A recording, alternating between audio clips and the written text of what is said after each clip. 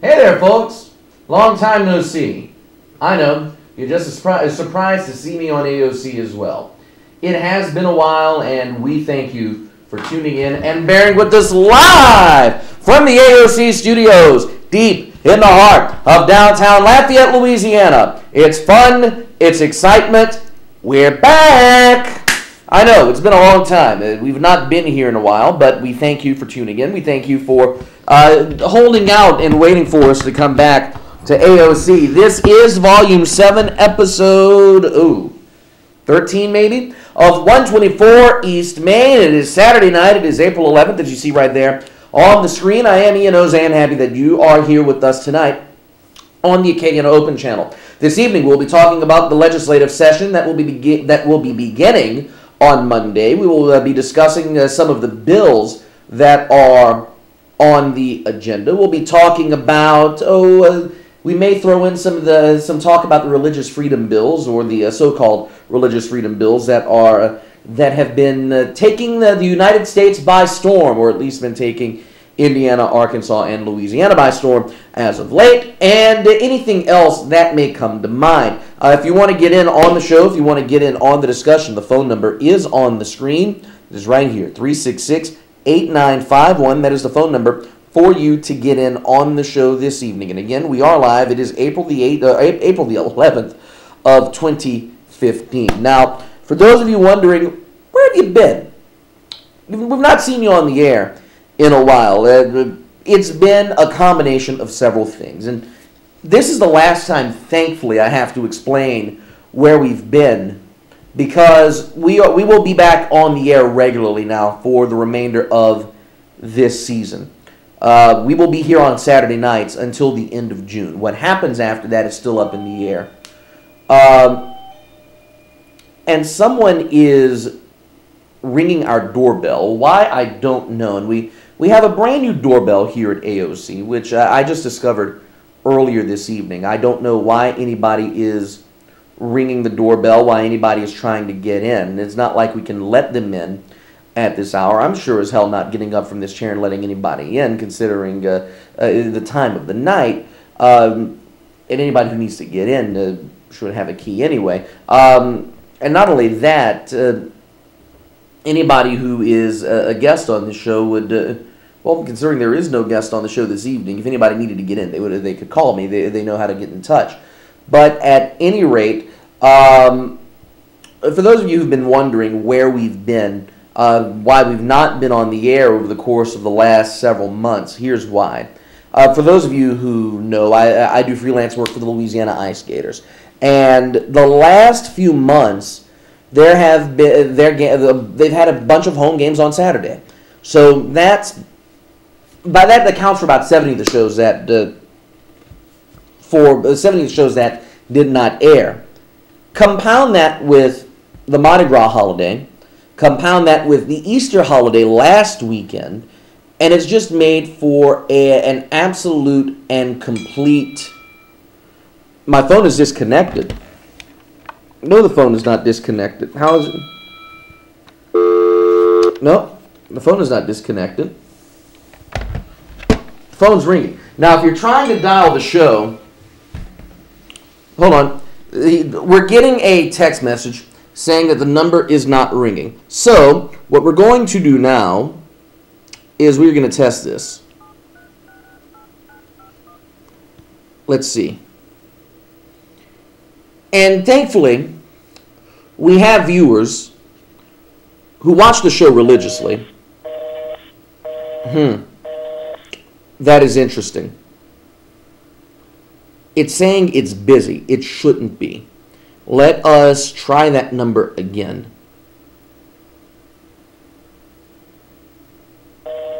Okay, it's saying the line is busy. It shouldn't be. So what we'll do is we're going to free the line up by doing this. We're going to dial outside and see if that works, and if that serves to free up the number. It's dialing from in here, which is a good sign. The phone is ringing. We will answer, and we will decline. So now that we've gotten that out of the way, let us try to dial the number once more. Thank you for calling in. And that did it. So now for those of you who are trying to call in, you can go ahead and try. The line has been cleared. Thank you. I appreciate you texting. And again, for those of you who do know the number to text, you can go ahead, text me, and let me know if there's something wrong or if I'm just ugly. And well, no, you don't need to do that. We know that already. 366-8951. The phone number is now working. So if you want to go ahead and give us a shout, you can go ahead and do that. But again, Louisiana Ice Gators have taken me away from the show for the better part of the last 3 to 4 months. Combine that with side work and holidays, working weekends, and things like that.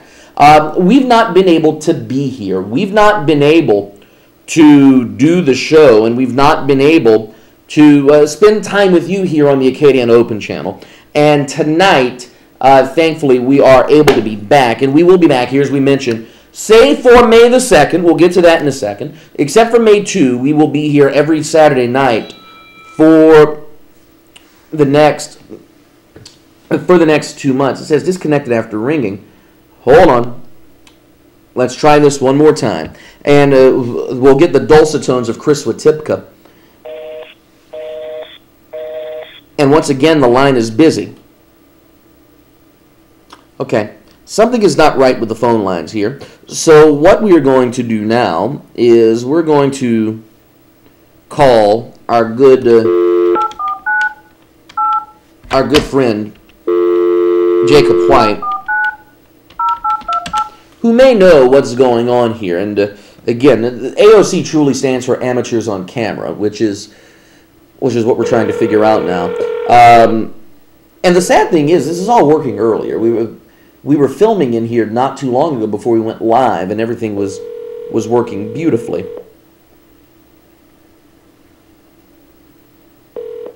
Hello. Hey, we've got a problem with the phone lines, apparently. Oh, what's the problem? A loyal viewer who shall go unnamed is texting saying your phone is disconnected. The number is not ringing, says disconnected after ringing. When I tried dialing in, it gave me a busy signal. I know we're not at the old 124 East Main location and using those old phone lines, so I know it's almost impossible to get a busy signal on these phones.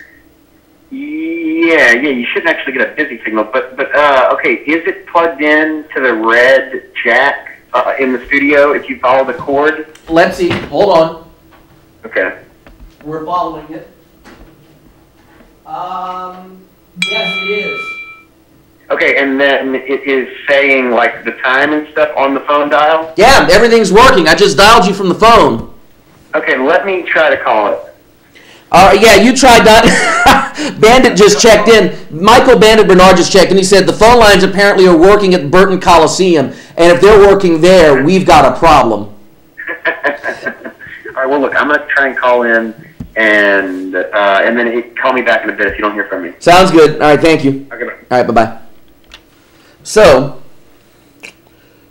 we've got that figured out. So, if the phone lines don't work tonight, you can still reach me. If you know my cell phone number, I'm not going to put my cell phone number out over the air. But if you know the cell number, you can dial that and you can get in that way. I guess we'll make it a members-only call-in show tonight if the phone line doesn't work. 366-8951, that's the phone number for the time being. And if that doesn't work, then we'll go ahead and figure out some other way of getting the phone to work. This is why I should have a Google Voice line and connect it to the cell phone for moments like this, whenever the phone lines crap out. Now, with that said, we haven't had a major phone issue here at the Acadiana Open channel in forever. So I don't know why it's doing this tonight. I don't know why the phone lines are deciding to take the night off. Maybe they forgot we were supposed to be on the air this evening. Maybe the operator forgot she was supposed to be working tonight. Maybe it's something to do with the rain. I don't know. Again, the equipment over here is weird, to say the least. Let's go ahead. Let's try one more time and see if we can dial in from the mobile phone. Thank you for calling AOC AOC Okay, Community there's Media, Sam White. Lafayette's It's not the premier voice of media Chris center, Whitip. now located at 101 Jefferson Street, Suite 100. Oh wait, it dialed the front. It dialed the front line. That's why. That's why we're hearing Sam. We should be hearing Chris Watipka. And the phone line's busy. So, yeah, not sure what's going on with. Not sure what's going on with the phone line tonight. We're gonna go ahead. We're gonna try and clear it one more time, and we'll see what happens after that. We'll go ahead and decline that, and we will. Okay, so the official word from Jake is busy signal. Maybe unplug it and plug it back in. We'll try that. Let us try one more time, trying to get it to work this way. This, ladies and gentlemen, we were going to talk about the legislative session tonight. Thank you for calling into our live program. There's a voice of Chris If you need to speak to the Watipka. director, press 1 now. Otherwise, stay on the line. Remember to turn down your television when your call is answered. Now, we've got that, so that's a good sign. Thank you for calling into our live program. Okay. If you need to speak to the director, press 1 now. Otherwise, stay on the line. Remember to turn down your television when your call is answered. Uh-huh. We have not received a valid response. Please wait while we connect your call. Okay. Thank you for calling into our live program. And how it cycles If you around need to speak again. to the That's director, normal. Press 1 now. Otherwise, stay on the line. I'm not pressing Remember to 1. turn down your television when your call is answered. Hey, okay. So the phone line works. We know the phone line works because it just did it. So, with that said, if you are watching,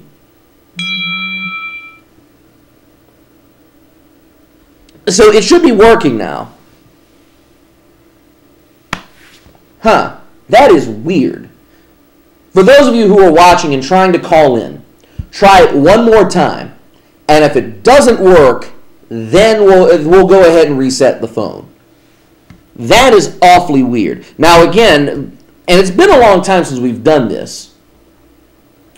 If you're calling in, make sure that you do not press 1. Because if you press 1, it goes to this phone back here. Which, okay, they're saying it's still busy. So, we will go ahead. We will unplug the phone.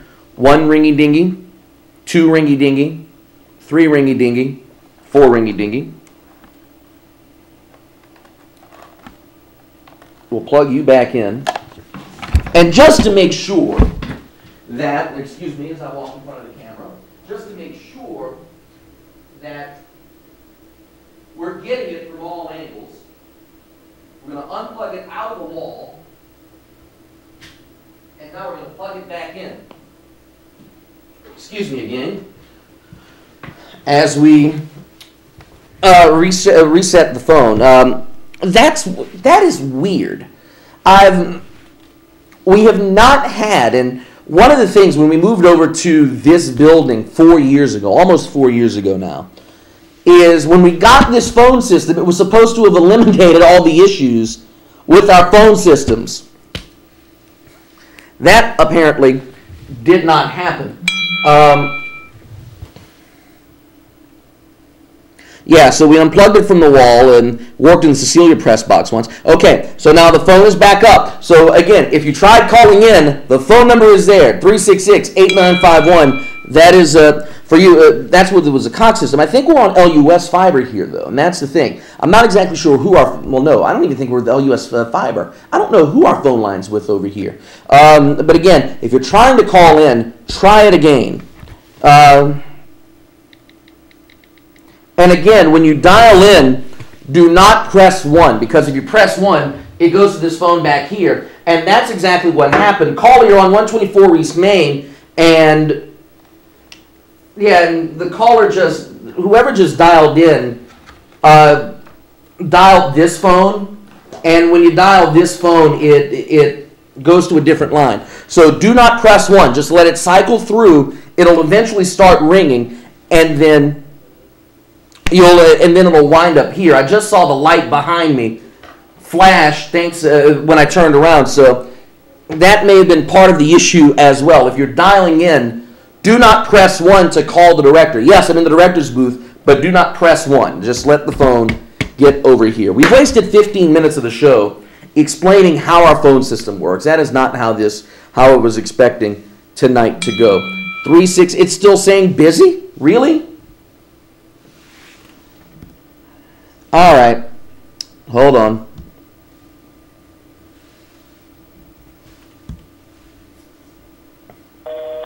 Yeah, there's something wrong with the phone line. I don't know what's going on. Let's see.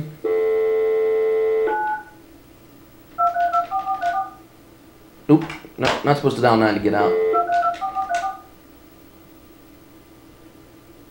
Let's see what it does when we dial out from here.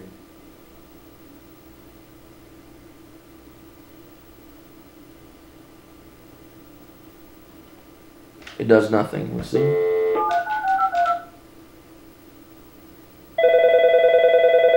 Okay, it's working now. Apparently somebody was able to get through. Call, you're live on 124 East Main. Turn down your TV. Hello? Hello? Ian, I've been trying to call you, bud. You finally got this figured out? Yes, I finally got the phone figured out. Still sounds like you're hungover from last night. Look, what are we talking? We talking government? Yes, we're talking government. Well, I got something to say. Are you ready, bud? I'm ready for it. What do you have to say? Spit it out. We don't have all night. Indiana. Yes, Indiana wants you. Lord, you can't go back there. I think what they did was probably one of the best decisions concerning the decision that they made. Do you know that I got a couple that lives across the street from me like that? You know what I'm saying, Ian? I think I do. Now, when you say it is the best decision the state has ever made, can you elaborate on that thought? Those two are the most lovely people I have ever met.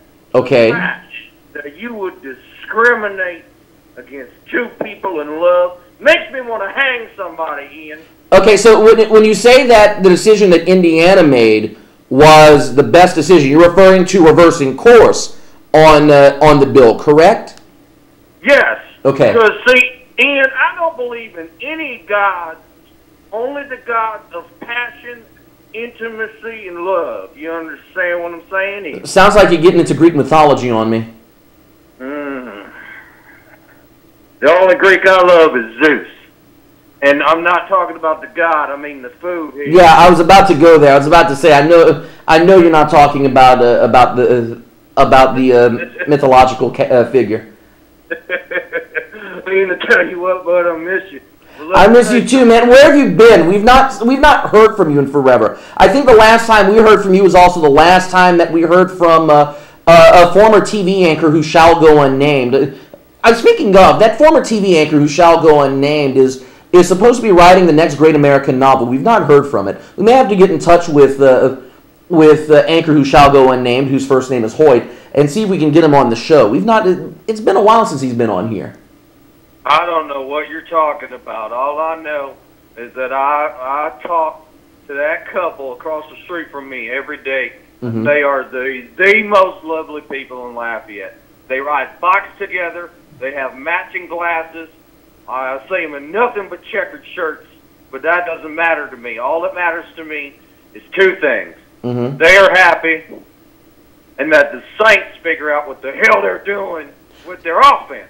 Well, I don't know if anybody knows what the Saints are doing right now, but that's a whole other story for another day. But with that said, at least the New Orleans Saints do have C.J. Spiller. They have somebody in the backfield to make up for for some of the losses and some of the people they've given up so far this season. But we'll save the football preview for another day. Okay, sir.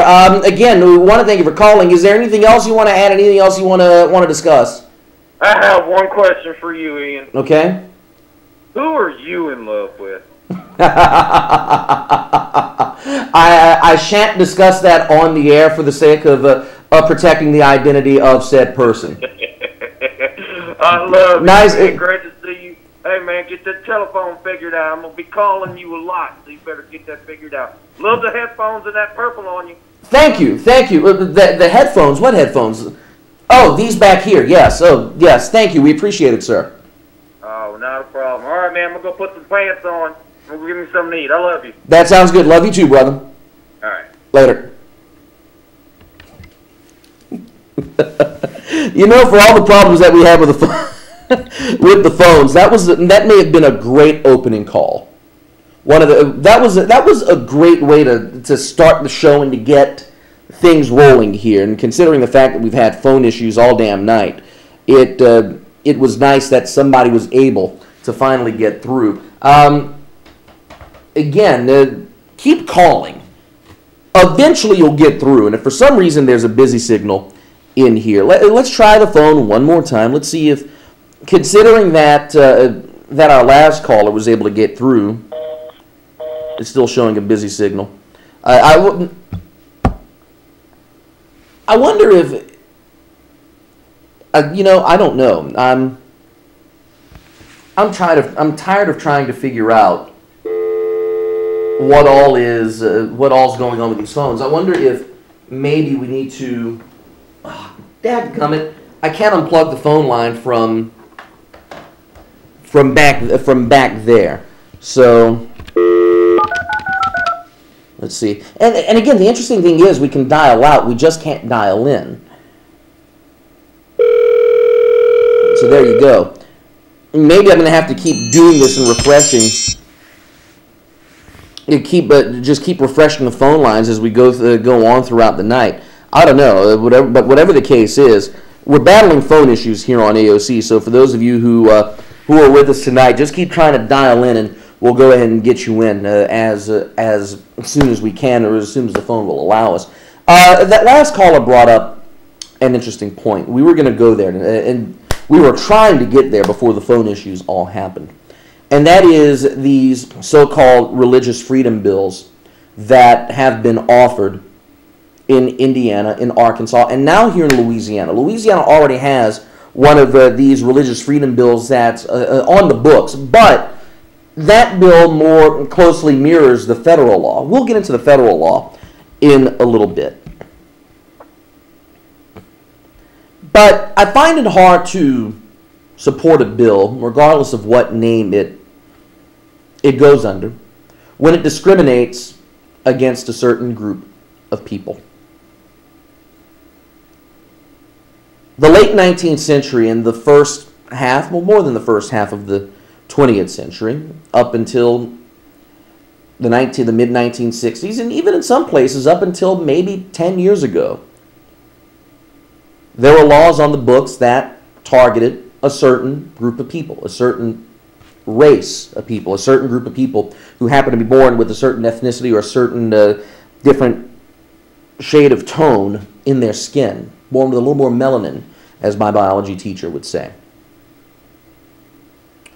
And I think even today that we can agree that laws that target people because of their skin tone, their heritage, their race, if you want to use that word, are inherently bad. I think we can all agree on that. I think we can all agree that targeting someone for something that is biological, something that they cannot control, and something that is a part of them, making a law that targets that is dumbfounding, which makes me wonder why laws would be introduced that would discriminate against gays and lesbians. And I know that the people who have presented these bills, and here in Louisiana, that would be Representative Mike Johnson, Republican from Bossier City, or Bossier Parish, rather, is using the pretext of protecting Christians' rights when filing this bill.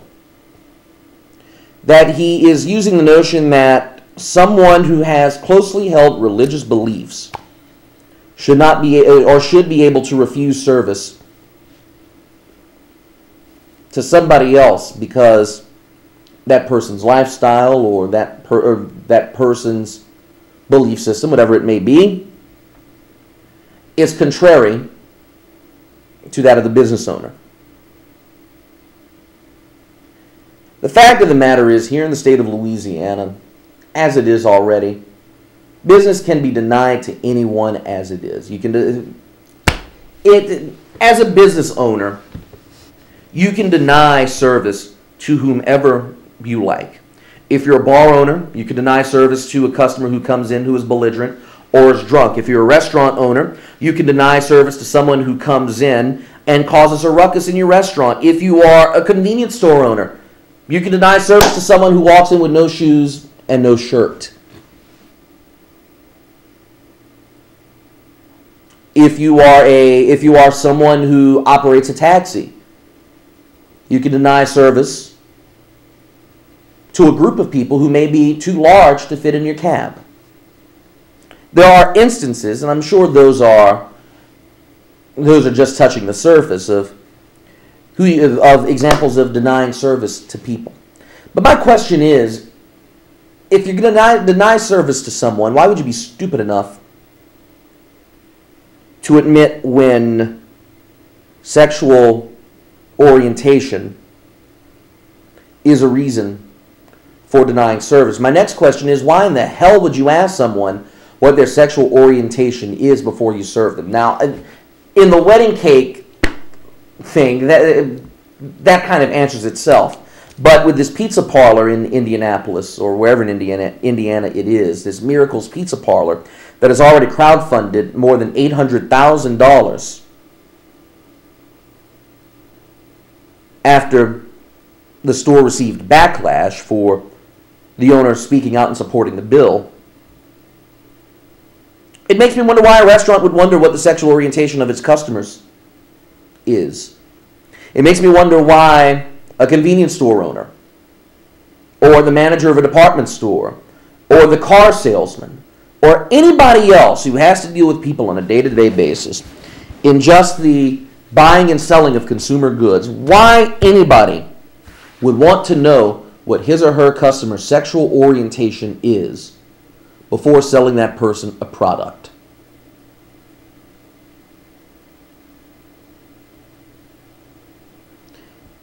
It makes me wonder if there are any businessmen or businesses around here, and by around here I mean the state of Louisiana, who are interested or who are backing this bill, who would be crazy enough to turn away a customer's dollar just because their customer is a woman who happens to love another woman, or a man who happens to love another man. It's a shame that in this day and age that we have to worry about, or that we concern ourselves with matters of this such. And it also bothers me that in this day and age that we have people who masquerade around and use their religion as an excuse to deny basic rights and basic services to other people. And the sad part is that the so-called Christians, or at least the ones who go out and wear their Christianity on their sleeves, or their so-called Christianity on their sleeves, and are fighting for this bill, don't understand the repercussions that can happen if this bill were to pass. For example, and this is an example raised on Facebook the other day, and I will steal it from a closed group. If this bill passes, does that give the Islamic shop owner, or the shop owner who happens to be a Muslim, does it give that shop owner the right to deny service to a Christian because the Christian does not worship the Prophet Muhammad, or does not follow the word of the Prophet Muhammad? Does it give the Hindu the right to deny service to the Muslim or to the Christian because neither of them believes in polytheism? Does it give the Scientologist the right to deny service to everyone else who thinks their religion is crap? Does it give an atheist shop owner the right to deny service to anyone who believes in any God? Whether it's the Christian God, whether it's the various Hindu gods, or whether it's a Roman or Greek, or a god of Roman or Greek mythology. The fact of the matter is that this bill is nothing but a waste of time, a waste of space, and pandering of the worst kind to a homophobic base in North Louisiana. And that is exactly what Representative Mike Johnson is doing with this bill. And by virtue of his support for the bill, Governor Bobby Jindal is pandering to a base that is already not there for his presidential campaign. I'm sure Mike Johnson will be running for re-election next year. I don't know if he's term limited or not. I don't believe he is. But I'm sure that this bill is catering to the very evangelical voter base that he has in the Bossier Parish area. That it's catering to those who are in support of a bill of this type. And I'm sure that Mr. Johnson means well. But I'm hoping that the majority of the state legislature recognizes what Indiana recognized and what Arkansas realized. And those are two different realizations that those states made. Indiana made the realization that, oh dear God, what we're doing is about to put the little bit of tourism that we have, namely the city of Indianapolis, at stake for pandering to a certain base. We are risking our financial lives. We are risking losing millions and millions of dollars in tourism for the sake of discriminating against a class of people. Arkansas and Governor Asa Hutchinson recognized that his state may be alienating not only the youth who live in his own state, but also those who may be looking at Arkansas to come to school, that may be looking at Arkansas to go to work, that may be looking at Arkansas to plant their roots and raise their families. And it took Governor Hutchinson forever to realize this. It wasn't until his own son said, Dad, this is not a good bill. It needs to be changed. It needs to be tweaked. It needs to be tossed out. And Governor Hutchinson recognized it and called on his state legislature to amend the bill. And they did, to where it more closely aligned with the federal law. Which, by the way, the federal law was passed in 1993 and signed into law by President Clinton to make sure that Native Americans could partake in peyote during their religious ceremonies without interference from the Drug Enforcement Agency. Yeah, it had nothing to do with gays and lesbians back then. Shouldn't have anything to do with them now. But here in Louisiana, people are blindly following Representative Mike Johnson, his bill, and everything for which he and his bill stand. Because, well, they claim it's what God wants them to do. It's what God would want the state of Louisiana to do. I don't know.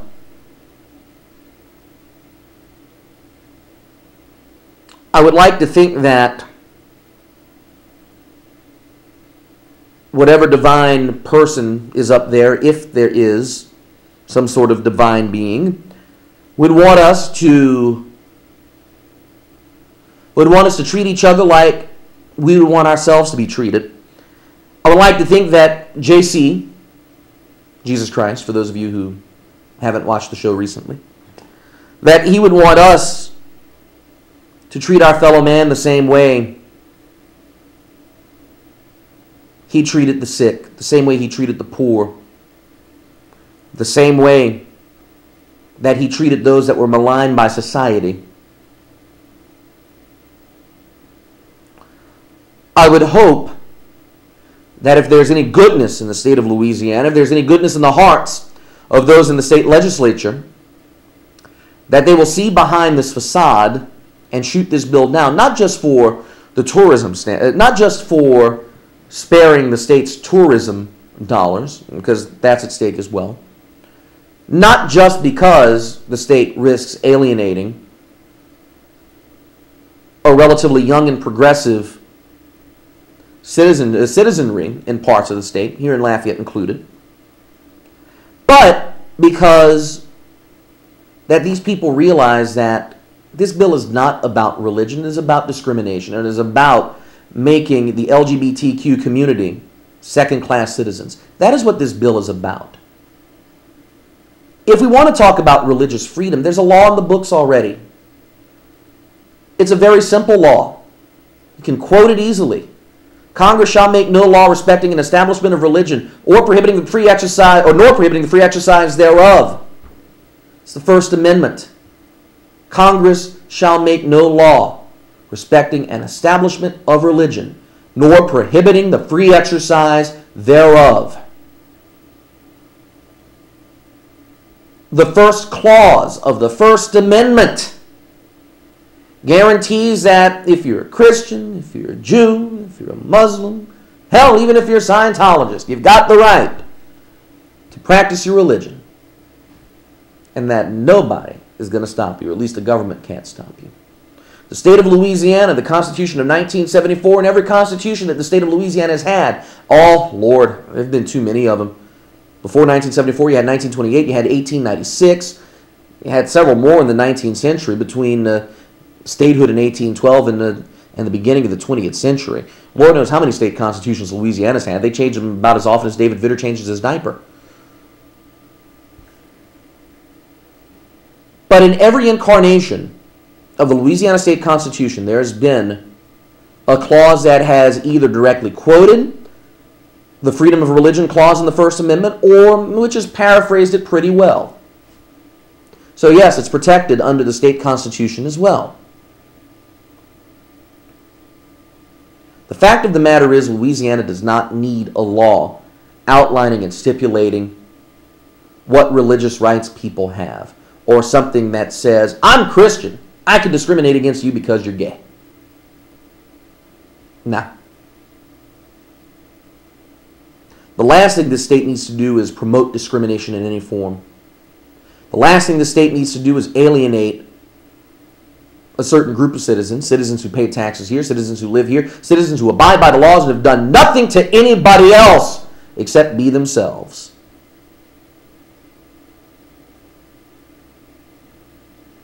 Jim Crow was thrown in the Mississippi River some 50 years ago. Unfortunately, there's some laws that remain on the books in Louisiana that are vestiges of Jim Crow. Of course, they're unenforceable, but they're still around.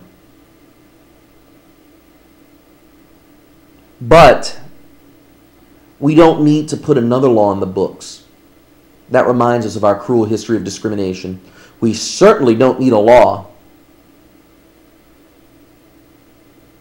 We certainly don't need another law that brings back the memories of Jim Crow, the memories of discrimination, the memories of making Louisiana citizens second-class citizens.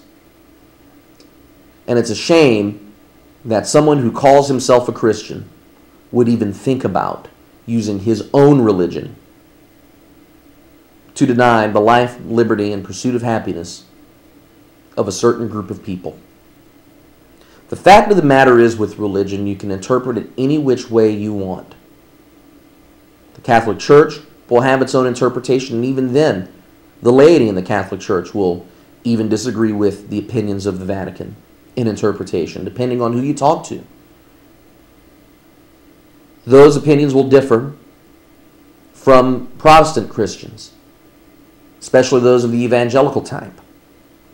Those views will differ from Methodists, from Pentecostals, from Episcopalians, and on down. Whose version of Christianity will we use to enforce this law? Under whose interpretation of the Bible will this law should it pass, God forbid, whose interpretation of the Bible will we use to enforce this law and to say you can discriminate because of this? It's a shame, and I've said it before, I'll say it again. It's a shame that we've even got to that we're even discussing this, that we're thinking about this bill. So you know it's an election year when you have someone who pulls this stunt, who comes up with this kind of garbage and puts it in the state legislature.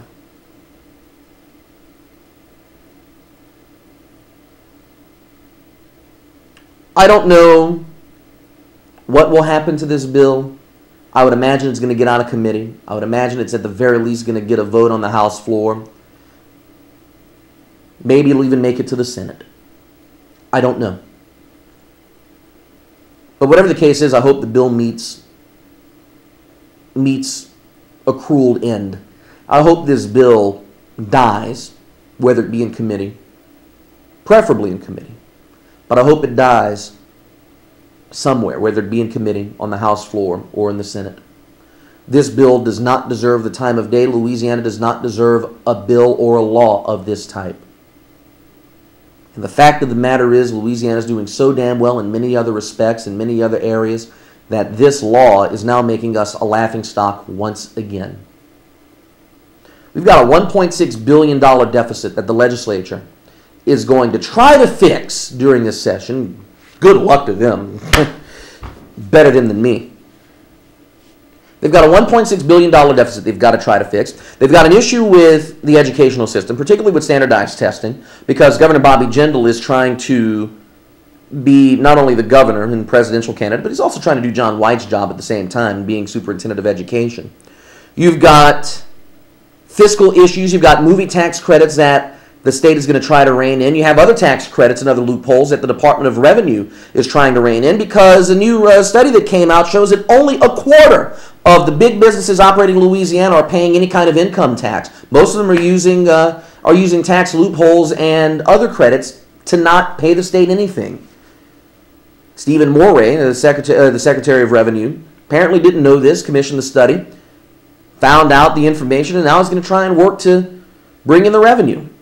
Because Louisiana, according to Moray, is lagging behind in income and in revenue from the business sector and business taxes. And you got to figure that's part of the reason why we're in the $1.6 billion rut we're in right now. We've got educational problems. We've got a budget problem. We've got a problem with the governor who's been absentee for the better part of the last 2 to 3 years. We've got a state legislature that has been beholden to the governor, though that's nothing new. That's been the case since the days of Huey Long. For the last, let's see, we're in 2015 now, so for the last 87 years, the Louisiana state legislature has essentially been beholden to the governor. You can thank Huey Long for that. The fact of the matter is, every governor since Huey has kept up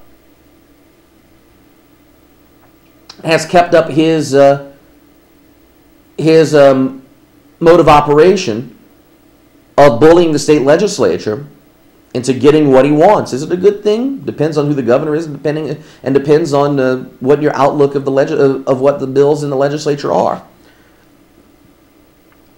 But you've had a legislature that's been afraid to impeach and expel Jindal. You have members, you have other statewide elected officials, the state constitutional offices, who have a mode of getting rid of Jindal built into the state constitution, but either they don't know about it or they just didn't want to touch it.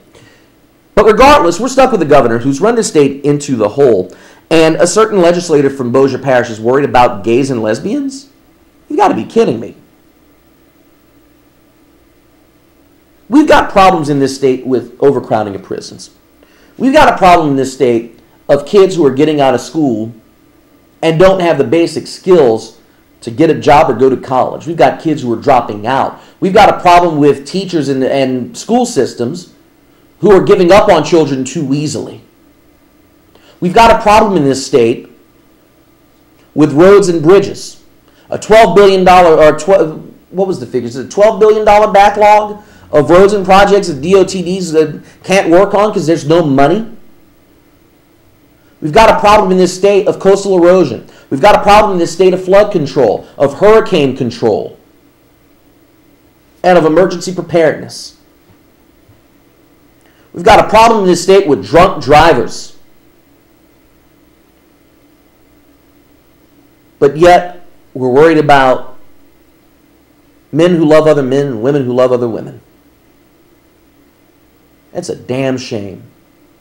And Mike Johnson and everyone else in the state legislature who's behind this bill and Governor Bobby Jindal should be ashamed of themselves for making this a hot plate issue when there's so many other problems facing this state right now that the state is barely keeping itself afloat.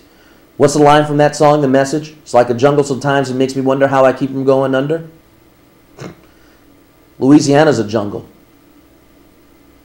And it makes me wonder sometimes how this state hasn't gone under yet. I think it was John McGinnis, bless his soul, who referred to Louisiana as the last banana republic. Mike Johnson's bill isn't doing anything isn't doing anything to kill that reputation.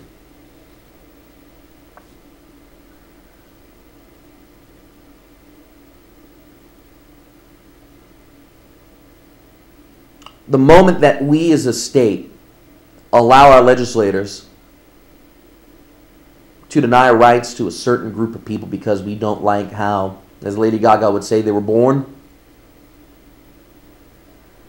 makes me wonder whether or not these people who parade and masquerade as Christians are truly Christians. It makes me wonder whether or not they're more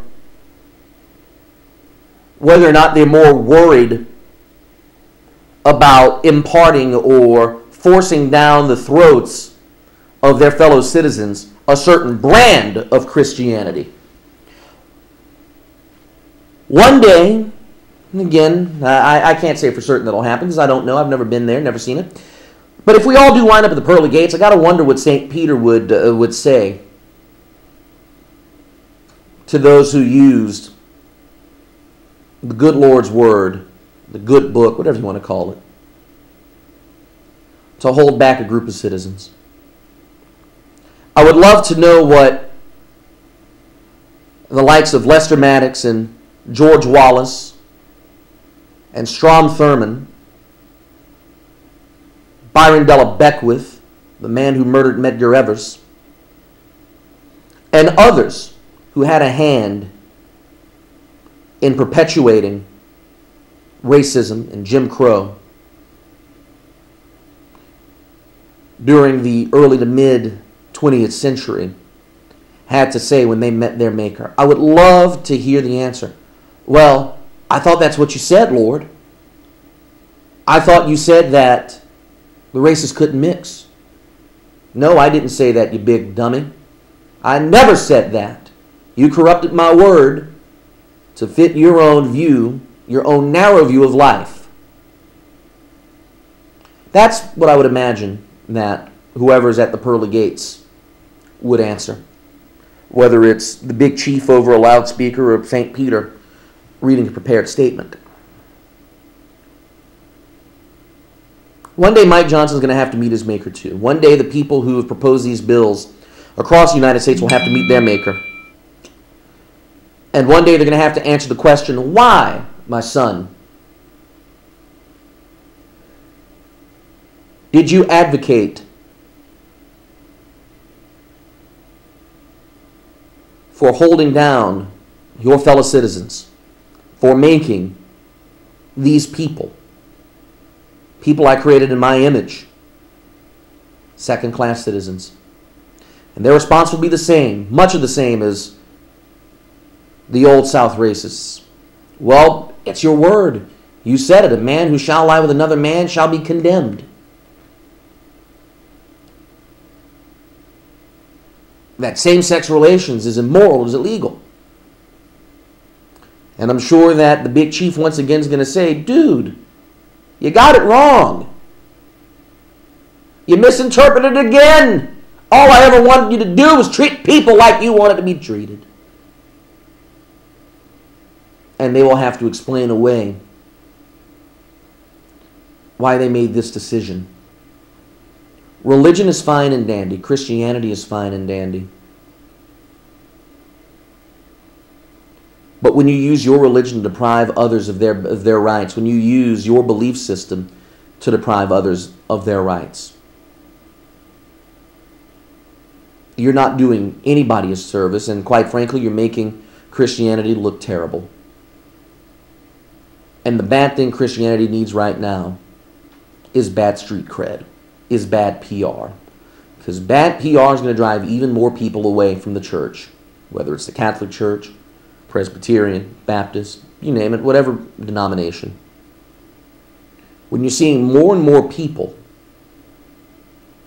leave organized religion because of people like Mike Johnson and because of their beliefs, it makes you wonder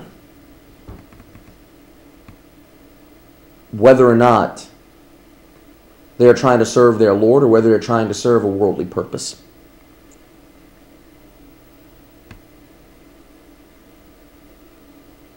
Again, I hope this bill dies, that this bill doesn't make it anywhere near Bobby Jindal's desk. But then again, if it does reach Bobby Jindal's desk, he may not be there to sign it. 366-8951. Nah, I'm not repeating that on here. We've got 5 minutes left in the show. The phone lines have been dead all night. For the two people who were able to get in tonight and who were able to call in, we appreciate it. We thank you for checking in. Before we go, we do have to make note, to come back locally, and I've got to give credit to the Lafayette Parish School Board for something. And I know it's hard to say good job to the Lafayette Parish School Board considering all the issues they've had over the last year or so. But the superintendent search is off to a good start. 12 people applied for the job. 3 candidates were selected as finalists this past week.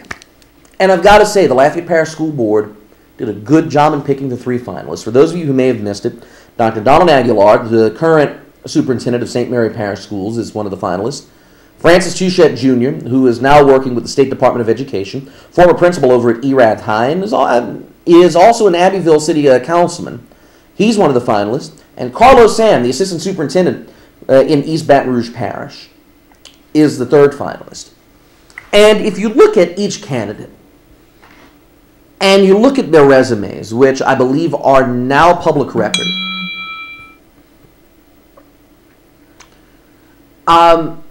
they all bring diverse backgrounds, and they all bring absolutely phenomenal skill sets to the job of superintendent. Whatever their experience is, it's good experience. You look at Dr. Aguilar, who worked 29 years in the Lafayette Parish school system, was a biology teacher, and yes, he is the Aguilar in the Aguilar v. Edwards, or Edwards v. Aguilar case that went to the Supreme Court in 1987. And by the way, Aguilar won that case, fighting creationism in the classroom. Dr. Aguilar spent 29 years in the school system as a teacher, later as a principal at Karen Crow High, and as an area director. He went from teacher to area director and then principal for 4 years at Karen Crow High before becoming St. Mary Parish's superintendent. He's been there for 11 years now. The man, I don't know if any words can justify what that man has meant to education in Acadiana over the last 4 years. And if you look at his track record in St. Mary Parish, he's done a damn good job with them. Francis Touchette, 24 years experience in the school system. As a teacher, as a principal, as an assistant principal, later as a principal at Erath High, left there to go work for the State Department of Education. The man knows how to run a school. I will say that much. And if you talk to anybody who's ever worked with him, who knows Francis Touchette and knows his body of work, the man is a phenomenal educator. He works well with people. It's part of the reason why he was able to get the gig in the State Department.